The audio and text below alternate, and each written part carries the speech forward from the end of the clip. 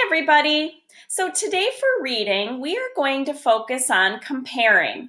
Now, we've talked about comparing before, and remember, boys and girls, comparing is when we talk about things that are the same.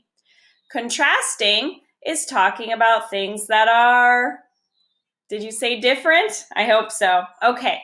So we're going to focus, though, today on comparing different objects.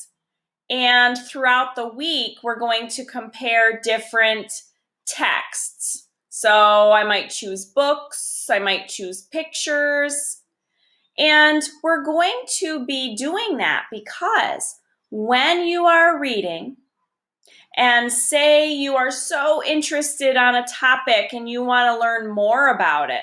Maybe you want to learn all you can about sharks. So you want to get as many things about sharks as you can. Maybe you wanted to watch a video on sharks. Maybe you found a magazine on sharks. Maybe you found a book on sharks. You want to be able to compare all that information so you can learn as much as you can about a topic.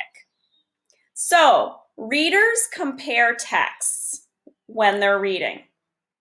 It helps us to get so much knowledge in our brains, okay? So today, just to practice, we are going to compare different objects, okay? I'm going to turn my camera a little bit towards my chart here. So to start, I wrote up here, readers compare texts, okay? So when you're comparing texts, you want to read one text first. You don't want to get all confused. So you always want to read one text first. Write as many details as you can. So I'm going to go ahead and write the word details here. That's what this side would be for. Okay?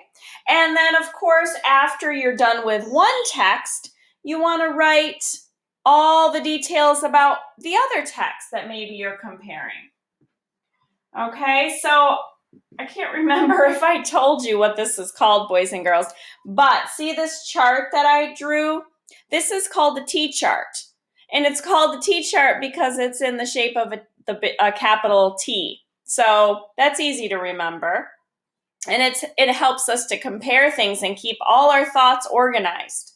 Okay, so just to practice today, instead of text, we're going to practice comparing fruit. Okay, so I have an apple and a lemon today. So what we're going to do is, just like we would do if we had two texts, we're going to read the apple first, okay? We're going to tell all the details we can about the apple first. Okay. So let's go ahead and start. So I'm going to show you my apple. You can make some observations. So right off the bat, I know that the apple is mostly, and I'm going to erase this so we can write it. The apple is red, okay? We know that it's mostly red. But also I noticed, and I don't know if you noticed, it has a little bit of what in it? Yeah, it has a little bit of green in there. So I'm going to add that to my T-chart. Green. Okay. Another thing, what do you think the shape is? What do you think we could say about the shape? I'm thinking this is really a round apple. You know, it's round, kind of like a ball. So I'm going to go ahead and write that. That's another detail that I can write on my chart. And I noticed something else. It has a what? Yes, my apple has a stem, and these are Mom's. Oh, I just called myself Mom to you. But anyway, these are Mrs. Holman's favorite apples. They're Macintosh apples. All right, so they do have a stem. Okay, so, and actually, another thing that I noticed is that this apple is very smooth to the touch.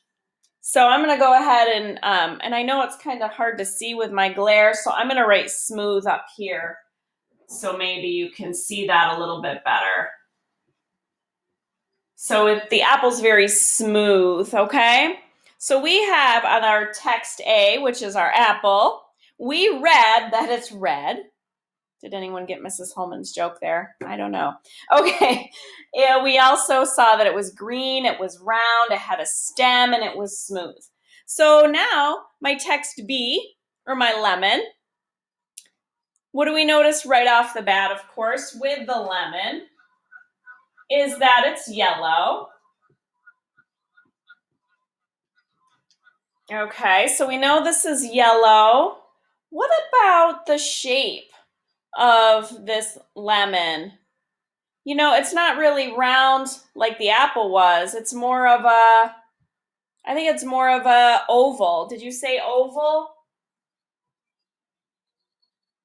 Okay, and another thing I noticed, what does this lemon have on it? That lemon has a stem also, so I can use that as another detail. And I know you can't feel it. I don't know if you can see it very well, but when I feel this lemon, it's bumpy.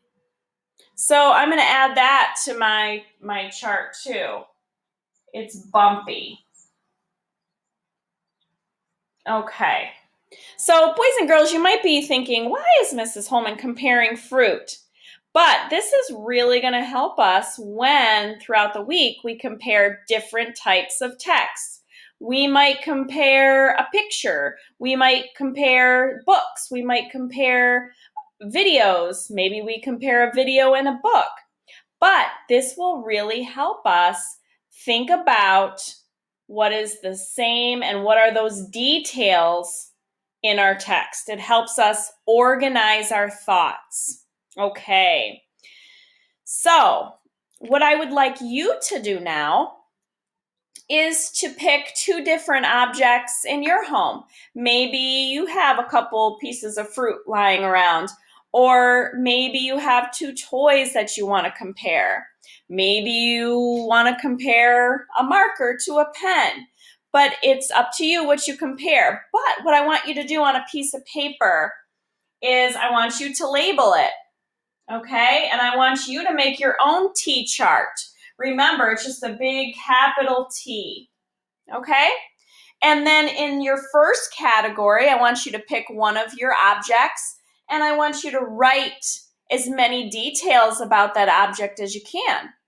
And then in the next column, I want you to pick the other object and write as many details as you can about that object. And I'd love to see these if you do this assignment.